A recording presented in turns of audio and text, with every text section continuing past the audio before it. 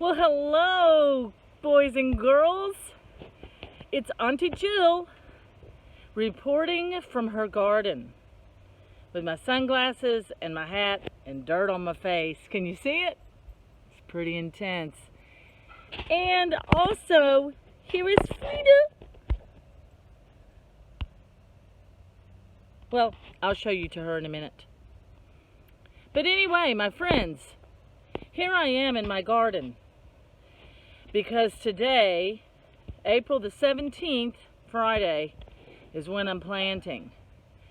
So, I'm going to show you when I tilled my little garden space the other day, what was the beginning of it. And here it is. And then I'll show you where I am today with my planting. Miss you guys.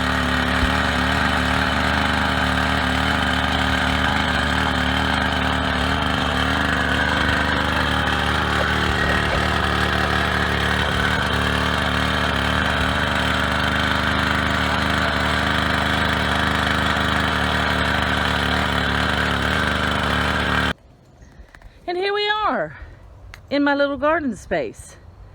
Now it's late in the afternoon because I believe in planting in the late afternoon. And here is Frida.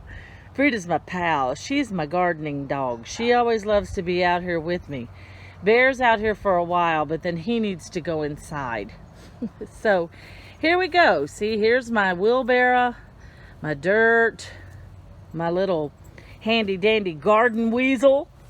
See? Garden weasel, plants, mess, fertilizer, my little handy dandy planting guide, and then I always make a little diagram of what I'm doing. But you see, here's my little rows from when I tilled it the other day. As you can see, now I've gone in here with my shovel and my hoe, and I've made all my little rows. See this? Right? And then here are my tomato plants. I'm growing carrots in a pot. I'm growing tomatoes. I'm growing, these are cherry red tomatoes. And then there's my lettuce. So I'm getting ready. To plant. And what I'm going to be doing is I'm going to plant cucumber there. I'm going to plant radish there. I'm going to do a few more tomatoes down this row with eggplant. And not sure what's happening over there. But anyway, with eggplant and tomatoes, yeah. Then I'm going to be doing no, eggplant. Those are collards. What am I saying? Those are collards. Eggplant, and then I'm going to be doing peas. Then here I'm going to be doing lima beans and string beans down that row. Here I'm going to be doing corn and okra down that row. And then we'll plant sunflowers here. And then I'm going to do zucchini and squash right in this little area because it kind of goes crazy. It really can't stand to be in a row. So yes, and Frida right now is walking down my asparagus. I planted asparagus crowns last year, and it takes them about 1 to 2 years to start to really grow. But I don't know if you can see right there. Can you see it? See, I'm starting to get some asparagus to grow up, and there's Frida. Hey, Frida. Yeah, here's a big one. See, there's a nice tall one. So this takes a little while for this to get going, but that's why I planted it up against this little border fence right here, because then that way I always know where it is. Yeah? So here we are in my little garden, and I will return to you. Oh, I also have to say that I used Uncle Corky's. You know, our dear Uncle Corky. Some of y'all call him Grandpa. I call him Uncle Corky. But Uncle Corky gave me what I call his tomato gravy recipe.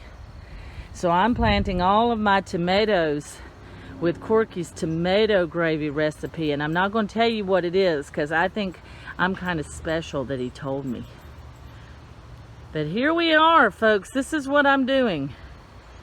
This is what I'm calling my victory garden. So in a little while, I'll come back to you and I will tell you why this is a victory garden. And we will sing us a song. Well, here we are, boys and girls. It's late in the day and I've finished planting my garden. Here's Frito here with me on her little couch. Bear's inside, he wants to come out. But, as I was referring to you earlier, I'm calling all of my gardening that I'm doing this year my victory gardens. And the reason that I'm doing that is because a victory garden was planted during World War I or World War II by people who wanted to boast their morale. Oftentimes they were raising food for their communities or for their families. But in the end, this idea of a victory garden continued long after those wars were gone and done, finished, as a sign of morale, of boosting our personal feeling about connection to each other, to our planet, to our earth. And I thought to myself this year, that's why I'm focusing on that, particularly in my vegetable garden, because I want it to be a symbol to me and to you and to all the people that will be served the food from my garden, that we're going to get through this, that this global pandemic, which is separating us right now, will be finished one day. And when we get to the other side of that, as I was saying the other day, I really hope that we're going to learn to love one another and take care of one another even better because of all that we've been doing during this time, especially in our gardens. So I'm going to introduce a new song to you today. It's one we sang yesterday in our pre-recorded worship at church, and it's called A Hymn of Promise. It's probably one of my favorite hymns. I think it is my mom's favorite hymn. But I don't think we've learned it, so I'm going to sing it for you, and then we'll do it verse by verse as we do when we learn songs. So it goes like this. In the bulb there is a flower, in the seed an apple tree, in cocoons a hidden promise, butterflies will soon be free. In the cold and snow of winter, there's a spring that waits to be unrevealed until its season, something God alone can see. Isn't that pretty? So I'm going to sing a phrase and then you sing it. In the bulb there is a flower,